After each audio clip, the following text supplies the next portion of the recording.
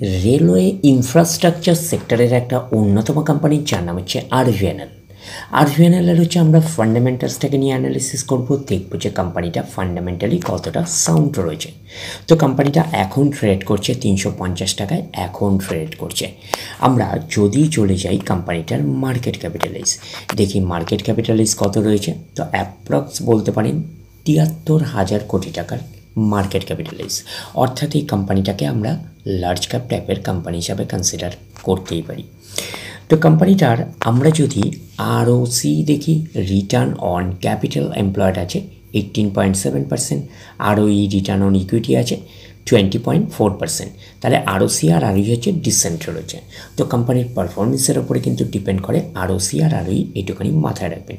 আগামী দিনে যদি আরও কোম্পানি ভালো পারফরমেন্স করে, আরও গ্রোথ দেখাতে শুরু করে, তাহলে আরওসি আর আরওই হচ্ছে আরও ইমপ্রুভ করবে। এইবারে আমরা চলে যাব কোম্পানিটার পিয়ার সেগমেন্টে। তো ইনফ্রাস্ট্রাকচার ডেভেলপমেন্ট অ্যান্ড অপারেশন সেক্টরের অন্যতম কোম্পানি, বিশেষত রেলওয়ে সেক্টরের কোম্পানি, এটুখানি কিন্তু মাথায় রাখবেন। তো কোম্পানিটা হচ্ছে অ্যাজ পার মার্কেট ক্যাপিটালাইজ অনুযায়ী কিন্তু লিডার পজিশানে কিন্তু র্যাঙ্ক করছে আরভিএনএল। তো কোম্পানিটার এইবারে আমরা যদি চলে যাই প্রফিট অ্যান্ড লস সেগমেন্টে, তো চলে আসলাম প্রফিট অ্যান্ড লস সেগমেন্টে। তো প্রফিট অ্যান্ড লস সেগমেন্টের আমরা ডিরেক্টলি চলে যাব কোম্পানিটার নেট প্রফিটে, দেখব যে নেট প্রফিটের মার্জিন কীরকম রয়েছে। তো চলে আসলাম নেট প্রফিটে। তো 1249 কোটির রেঞ্জে হচ্ছে নেট প্রফিটের মার্জিন রয়েছে আমরা বলতে পারি। তো কোম্পানিটার আমরা যদি ব্যালেন্স শিট পার্টে যাই, তো চলে আসলাম ব্যালেন্স শিট পার্টে।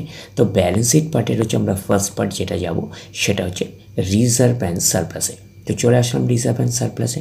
তো কত রয়েছে? 5,862 কোটির রেঞ্জে হচ্ছে রিজার্ভ অ্যান্ড সারপ্লাস রয়েছে। তো কোম্পানিটার আমরা যদি বড়িং সেগমেন্টে যাই, তো চলে আসলাম বড়িং সেগমেন্টে। বড়িং সেগমেন্টের হচ্ছে ফার্স্ট পার্ট যেটা পাচ্ছি সেটা হচ্ছে লং টার্ম বোরিং। তো চলে আসলাম লং টার্ম বোরিং। তো লং টার্ম বোরিং রয়েছে 4,905 কোটির রেঞ্জে হচ্ছে লং টার্ম বোরিং রয়েছে। তো লং টার্ম বোরিং থাকা ভালো না খারাপ? যদি বলেন এক কথায় খারাপ, তার মানে কোম্পানির এক্সট্রা বার্ডেন থাকে ইন্টারেস্ট পে করার ব্যাপারে। যদি কোম্পানি লং টার্ম বোরিংকে যদি সঠিকভাবে ইউটিলাইজ করে যদি নেট প্রফিটের মার্জিনটা বাড়াতে পারে, তাহলে লং টার্ম বোরিং ঠিকঠাক আছে, আমরা কনসিডার করতেই পারি। তো কোম্পানিটার আমরা যদি শর্ট টার্ম বোরিং যাই, তো শর্ট টার্ম বোরিং কত রয়েছে? 500 কোটির রেঞ্জে শর্ট টার্ম বোরিং রয়েছে। তো শর্ট টার্ম বোরিং হচ্ছে ফ্ল্যাকচুয়েটিং ম্যানারে থাকে, প্রতি বছর আপস অ্যান্ড ডাউনস করে। তো আমরা শর্ট টার্ম বোরিংয়ের থেকে বেশি যেটা গুরুত্ব দিই সেটা হচ্ছে লং টার্ম বোরিংকে। লং টার্ম বোরিংয়ে রয়েছে 4,905 কোটির রেঞ্জে। এইবারে আমরা চলে যাব কোম্পানিটার হচ্ছে ক্যাশ অ্যান্ড ক্যাশ ইকুইভ্যালেন্ট পার্টে, দেখব যে ক্যাশ অ্যান্ড ক্যাশ ইকুইভ্যালেন্ট পার্টের অবস্থান কী রকম রয়েছে। তো আমরা চলে আসলাম কোম্পানিটার ক্যাশ অ্যান্ড ক্যাশ ইকুইভ্যালেন্ট পার্টে। তাহলে কত রয়েছে? 4,313 কোটির রেঞ্জে ক্যাশ অ্যান্ড ক্যাশ ইকুইভ্যালেন্ট রয়েছে। তো কোম্পানিটা লার্জ ক্যাপ টাইপের কোম্পানি। তো লার্জ ক্যাপ টাইপের কোম্পানি হিসাবে ক্যাশটা ঠিকঠাকই রয়েছে, আমরা এইটুকুনি বলতে পারি। 4,313 কোটির রেঞ্জে ক্যাশ রয়েছে আমরা বলতে পারি। আর শর্ট টার্ম বোরিং ন্যাচারাল ব্যাপার জানি যে ফ্ল্যাকচুয়েটিং ম্যানারে থাকে, প্রতি বছর আপস অ্যান্ড ডাউনস করে। তো শর্ট টার্ম বোরিং 500 কোটির রেঞ্জে রয়েছে, আর লং টার্ম বোরিং 4,900 কোটির রেঞ্জে রয়েছে আমরা বলতে পারি। আর মোটামুটি রিজার্ভ অ্যান্ড সারপ্লাসটা ঠিকঠাকই রয়েছে, এইটুখানি বলতে পারি। 5,862 কোটির রেঞ্জে রিজার্ভ অ্যান্ড সারপ্লাস রয়েছে। তো ব্যালেন্স শিটটা ঠিকঠাক হিসাবে কনসিডার করতে পারি। তো একটা নেগেটিভ সাইন বলতে পারি, সেটা লং টার্ম বোরিং কিন্তু অনেকটাই রয়েছে, আমরা এইটুখানি বলতে পারি। এইবারে আমরা চলে যাব কোম্পানিটার হচ্ছে শেয়ার হোল্ডিং প্যাটার্নে, দেখব কার কী অবস্থান রয়েছে। তো আমরা চলে আসলাম শেয়ার হোল্ডিং প্যাটার্ন।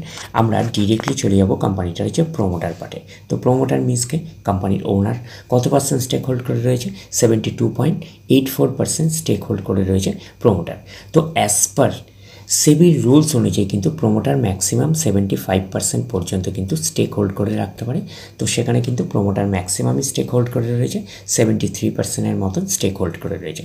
তো আমরা যদি প্রোমোটার সেগমেন্টে যাই, তো প্রোমোটার হচ্ছে দ্য প্রেসিডেন্ট অফ ইন্ডিয়া, তার মানে কোম্পানিটা হচ্ছে গভর্নমেন্ট সেক্টরের একটা কোম্পানি, এইটুখানি মাথায় রাখবেন। তো প্রোমোটার পার্ট পেলাম। এবারে আমরা কি পাচ্ছি?